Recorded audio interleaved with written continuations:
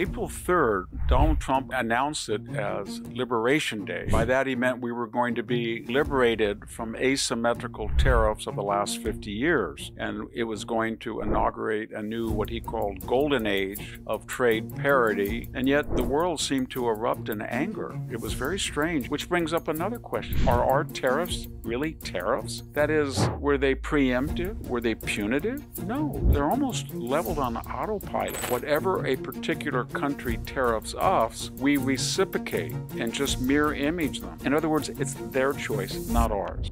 Hello, this is Victor Davis Hanson for the Daily Signal. April 3rd, Donald Trump announced it as Liberation Day, and by that he meant we were going to be liberated from asymmetrical tariffs of the last 50 years.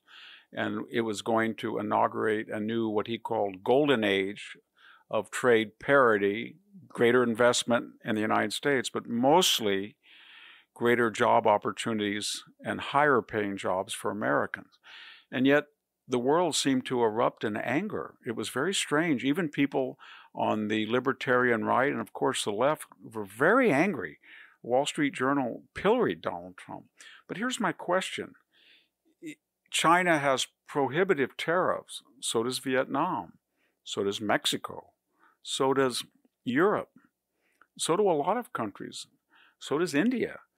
But if tariffs are so destructive of their economies, why is China booming? How did India become an economic powerhouse when it has these exorbitant tariffs on American imports? How did Vietnam, of all places, become such a different country, even though it has these prohibitive tariffs? Why isn't Germany, before its energy problems, why wasn't it a wreck? It's got tariffs on almost everything that we send them. How is the EU even functioning with these tariffs? I thought tariffs destroyed an economy, but they seem to like them. And they're angry that they're no longer asymmetrical. Apparently, our people who are tariffing us think tariffs improve their economy. Maybe they're right, I don't know. The second thing is, why would you get angry at the person who is reacting to the asymmetrical tariff and not the people who inaugurated the tariff? Why is Canada mad at us when it's running a $63 billion surplus and it has tariffs on some American products at 250%? Doesn't it seem like the people who started this asymmetrical, if I could use the word trade war, should be the culpable people, not the people who are reluctantly reacting to it? Sort of like Ukraine and Russia. Russia invaded Ukraine. Do we blame Ukraine for defending itself and trying to reciprocate? No, we don't. We don't blame America because it finally woke up and said, whatever they tariff us, we're going to tariff them. Which brings up another question. Are our tariffs really tariffs? That is, were they preemptive? Were they leveled against countries that had no tariffs against us? Were they punitive? No. They're almost leveled on autopilot. Whatever a particular country tariffs us, we reciprocate and just mirror image them. And they go off anytime that country says, you know, it was a mistake. We're sorry. You're an ally. You're a neutral. We're not going to tariff this American product. And we say, fine. Then the autopilot ceases and the automatic tariff ends. In other words, it's their choice, not ours. We're just reacting to what they did, not what we did. A couple of other questions that I've had. We haven't run a trade surplus since 1975, 50 years. So it wasn't suddenly we woke up and said, it's unfair, we want commercial justice. No, we've been watching this happen for 50 years. It's been going on. And no president, no administration, no Congress in the past has done anything about it. Done anything about what? Leveling tariffs on our products that we don't level on theirs. It was all predicated in the post-war period. We were so affluent, so powerful. Europe, China, Russia was in shambles that we had to take up the burdens of reviving the economy by taking great trade deficits.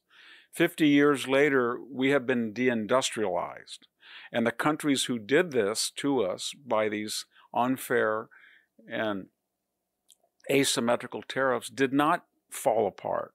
They did not self-destruct. They apparently thought it was in their self-interest. And if anybody calibrates the recent GDP growth of India or Taiwan or South Korea or Japan, they seem to have some logic to it. There's a final irony. The people who are warning us most vehemently about this tariff quote the Smoot-Hawley Act of 1930. But remember something. That came after the onset of the Depression, after the stock market crashed in 1929. That law was not passed till 1930. It was not really implemented to 31. And here's the other thing that they were conveniently not reminded of. We were running a surplus. That was a preemptive punitive tariff on our part against other countries. We had a trade surplus, and it was not 10 or 20%. Some of the tariffs were 40 and 50%. And again, it happened after the collapse of the stock market. In conclusion, don't you find it very ironic that Wall Street is blaming the Trump tariffs for heading us into a recession, if not a depression, when the only Great Depression we've ever had was not caused by tariffs, but by Wall Street? Now you know the truth.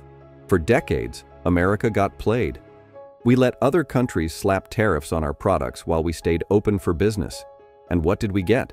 Lost jobs, shuttered factories, and a hollowed-out middle class. Trump didn't start a trade war. He ended a one-sided surrender. His so-called tariffs just mirror what other countries have already been hitting us with. If China, India, and Europe love tariffs so much, why do they panic when we use them too? And now Wall Street's crying recession? The last time we had a Great Depression, it wasn't because of tariffs. It was because of Wall Street greed. Let's not rewrite history. This isn't about punishing others. It's about standing up for Americans. And if the global elite don't like that, maybe it's because their free ride is finally over.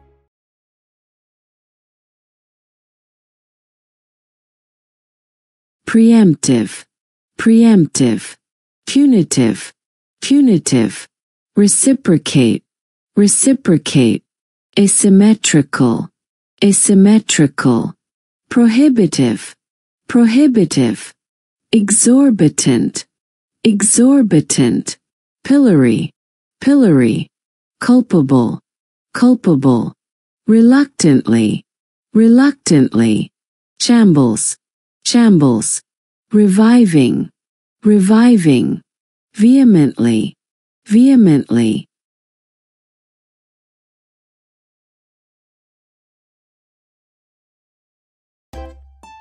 If you enjoy this content, please consider subscribing to my channel to stay up to date with future videos. Thank you for watching.